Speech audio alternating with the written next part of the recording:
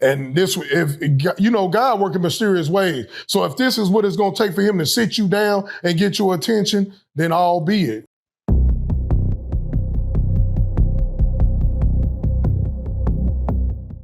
Yeah. You know what I'm saying? So you can spit on the ground and you damn near going to prison. You know what I'm saying? I always thought Texas was good for stand your ground. Like as far as my life was in danger, I'm going to defend my life. I wish that was the case. I wish that was true. You know what I'm saying? I'm telling you right now, they got it. And then I was in Denton County at the time. I caught my murder case in Louisville. You know what I'm saying? So I was in Denton County at the time, one of the racist ass counties in Dallas in Texas. Yeah. You know what I'm saying? So, they was waiting to hang me dry. You know what I'm saying? They come down and they say guilty, and then it comes to sentencing. How much time were you expecting to face? How much time in your mind were you like, how much time were you willing to do at that age? Well, after the witnesses and the opponent, you know what I'm saying, the opposite team, after their testimony, I at least figured I was like, well, maybe they'll give me like 5 or 10 for having a gun or something or drop it to a lower case like self-defense manslaughter or something less, you know what I'm saying, of a charge. But when they came out and was like 25 years TDCJ, first degree murder, I was like, after hearing these guys' testimony, how can you convict me of first degree murder? You see what I'm saying? After hearing these guys tell you, we went after him. He wasn't the person we was trying to get. We was trying to get his homeboy. They telling you they was the aggressors. That they was premeditated. They was coming after us. Man. And they still gave me 25 years, bro. You know what I'm saying? When the gavel hits and they say 25 years, and how old were you at the time? About how old were you? Man, I was like, I want to say like 26. 26. 26 at the time. People start calculating like, okay, 20, I'm going to get out, damn, 50 years old. For you mentally, were you like, man, my life is done? Or were you like, all right, let me go do what I got to do and get up in this? Nah, I thought my life was done. When they said 25 years, and I just knew it then, I was like, it ain't fit to be good. I'm fit to act a fool in here. I was so upset and so mad, you know what I'm saying? Man, it wasn't until I got to prison and found God to where I start really just like, you know what I'm saying? Yeah, I see my purpose of why I'm here. You know what I'm saying? That's right. It was a lot of stuff I needed to change in my life.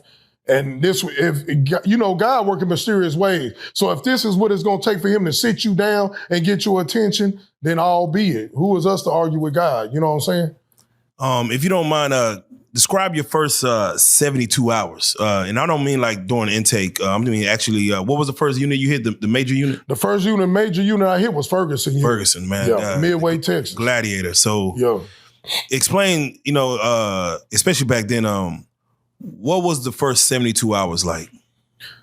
Man, well, for some people it was rough, you know what I'm saying? Because like I said, a lot of people is gangster in the streets, but a hoe in prison. You feel me? I done seen gangsters turn a new lease when they in that prison around a bunch of lines. Ain't no pistols in prison. Yeah, pistols is them gloves. That's what we call pistols in prison.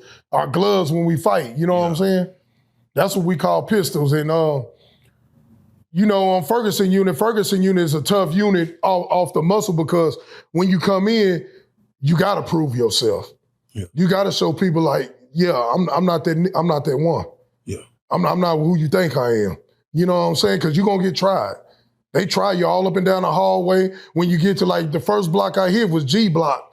And when I got on G block, guys was telling me, they were like, what you is, homie? What set you is? I'm like, man, I'm 5 Deuce. You know what I'm saying? Hoover Gangster Crip. You know what I'm saying? And not no HCG. I don't know where they get that from. I'm HGC. Yeah, you know that's a whole nother conversation. Yeah, that's a whole nother conversation. But you know what I'm saying? So they like, they go get your homie. The homie's gonna come over. What's up? Where you from? Let me see your paperwork. Go put your stuff up. Bring your paperwork to the day room. You bring your paperwork out. You know what I'm saying? They want to see if you're a child molester or if you got a messed up case. You know what I'm saying?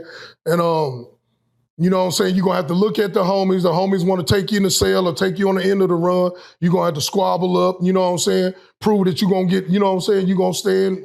You know what I'm saying? Represent this crib stuff. You know this is all within the first 3 days? Yeah. Man, I probably had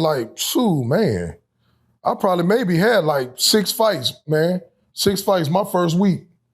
Yeah, that's real talk. Would you say these fights for recreation? Were there initiation tests? Was it aggravated? Like, nah, nigga, you need your ass whooped. I think it was more, no, it was tests, bro. Because I got into a fight with a Mexican dude that was Mexican Mafia. I got in a fight with him because he was being disrespectful. I got in a fight with a couple of homeboys for being disrespectful. And, it's just a lot of dumb stuff that go on in the penitentiary. You know what I'm saying? That I don't stand for. Like, they run around playing booty games. They call it booty games. They be running by grabbing each other, grab ass and all that. I heard that. Like, what is that? What is that about? Like, man, that shit crazy, bro. And when I see homies do it, I get mad because I'm like, what is you doing, man? Yeah, I heard. This ain't no, you know what I'm saying? I heard like within the gang unit, like partners, homies doing that to each other. I'm like, man, that's crazy, bro. What is the purpose of it? Like, bro, I don't know what the purpose is. That's some gay I'm not trying to offend the gay community or whatever, but that's gay stuff to me, bro. A man don't grab another man butt. Yeah. You know what I'm saying? A man don't touch on another man in a volatile way. You know what I'm saying? Do people even, when people speak and come, you know how like you might be out here in the free world, a nigga might talk to you and throw his hand over your, throw his arm over your neck and be chopping up what you do. I don't even like that. Hey, do people even talk to people, touching them like, hey, bro, don't even touch me when you talk to me? Yeah. Like what was how was people communication be? Because I'm like, I really need like 3 feet of space, when I'm talking to you, really. Well, the homies give each other hugs and shit, lock up, you know what I'm saying, whoop-de-whoop, but all that now on that grab ass stuff, I ain't never been violent. I never let nobody touch me like that. But in there, they play games like that. Like they grabbing each other and stuff. And when I start seeing homies doing it, I'm like, man, they in violation.